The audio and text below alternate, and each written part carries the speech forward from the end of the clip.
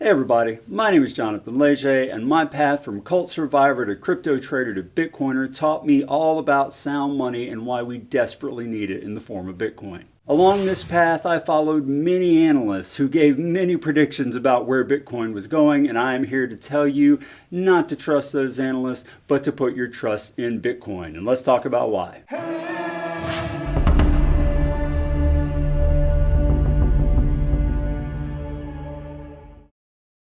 I've teamed up with the Konsensus Network, a Bitcoin-only enterprise which publishes and translates books about Bitcoin from a variety of respected Bitcoin educators.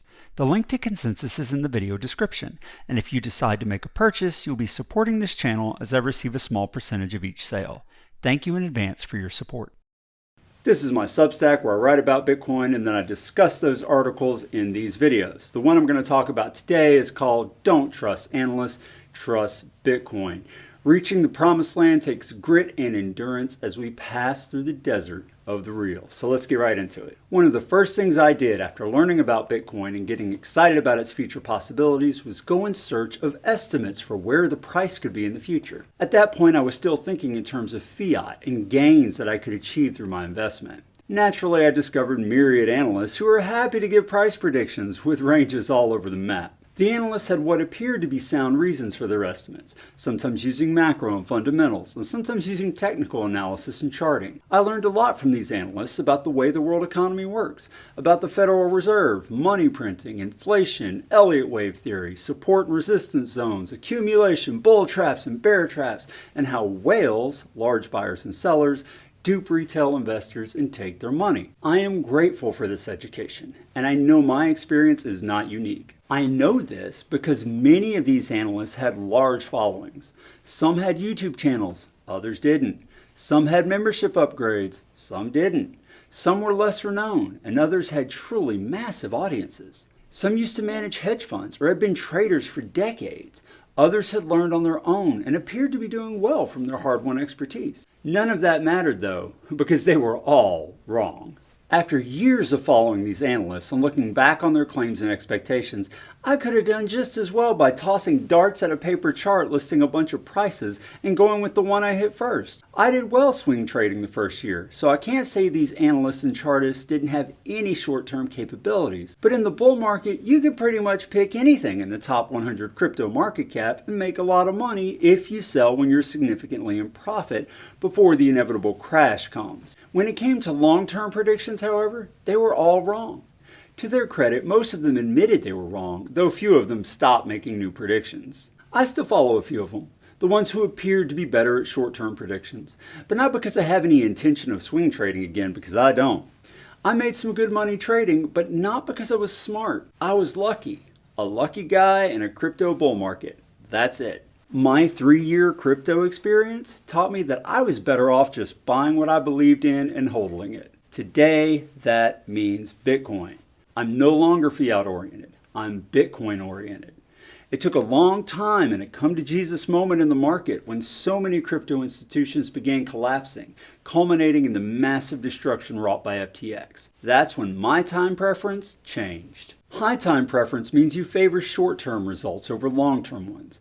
Low time preference is the opposite. You're willing to wait it out for outsized benefits in the long run. The crypto community is high time preference. As a rule, they're looking to get rich quick and are eager for the opinions of analysts and their picks. All the analysts have boilerplate messaging saying, "I'm not a financial advisor and this is not financial advice." That covers their butts for when you inevitably lose your shirt listening to what they have to say. People follow these analysts in the bull markets because they appear to be right. When everything is going up, naturally they're going to be right about this token or that token going up most of the time. Where the rubber meets the road is when the bull market ends and the bear market begins. How many of them saw that coming? Very few, if any, did. In contrast, Bitcoiners are generally low time preference. They believe their finances will benefit greatly from holding Bitcoin, but they also know that it may take a long time and they're willing to wait. They're principled because their primary incentive isn't money, it's freedom, and not just for themselves, but for the whole world. I'm not going to call out the analysts I follow by name because I don't believe most of them had bad intentions. It's easy to be convinced your system works in a bull market, and many of them I researched had legitimate careers in finance and trading, so it's not like they were just outright frauds. They were wrong because they were overconfident, and crypto bull markets make everybody overconfident. I was no exception to that. Because they can't be sure of any individual's specific intent, I don't feel comfortable in calling them out as frauds. Besides, given that my background is not in finance, I don't have the expertise to know who's a fraud and who's just overzealous. However, many Bitcoiners have no problem calling fraud on analysts and influencers. The one I respect the most is Clipston from Swan Bitcoin. He called out Celsius, Terra Luna, FTX, and lots of others long before their collapse. I wasn't sure how many people heeded those calls, since he's a hardcore Bitcoiner, and it was mostly altcoiners that were impacted by those fraudulent companies. So I asked Corey, and this is what he said. Quote, "Thousands of people saved hundreds of millions of dollars worth of BTC because of my warnings. I've received hundreds of DMs and emails thanking me and others for ringing the alarm." End quote. Some Bitcoin holders that didn't self-custody their coins were hurt, but I don't classify anyone letting any third party hold their coins as Bitcoiners. One of the primary mantras of Bitcoins is, not your keys, not your coins. I don't call letting a third party have custody of your coins hodling either. It's a reckless decision, nothing more. However, Corey also stated that another benefit of his calls being correct is that the mainstream media takes him more seriously, and he's been able to get a number of interviews calling out the scams and pointing to Bitcoin as the only true path to change. The truth is that all Bitcoiners know that Bitcoin is going to change the world, but none of us know when. We can look at on-chain data showing adoption rising rapidly and people finally getting their coins off exchanges, which rids the system of paper Bitcoin. BTC claimed to be held by exchanges that they don't really have, which suppresses price by artificially inflating supply. We can cheer small countries like El Salvador and the Central African Republic adopting Bitcoin as legal tender. Those are good things that show Bitcoin adoption and its use is growing.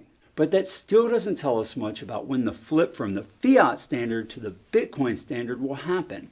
And ultimately, that's what all Bitcoiners want. When Corey is asked to make price predictions, the one I've heard him give is $1 million a coin by 2030.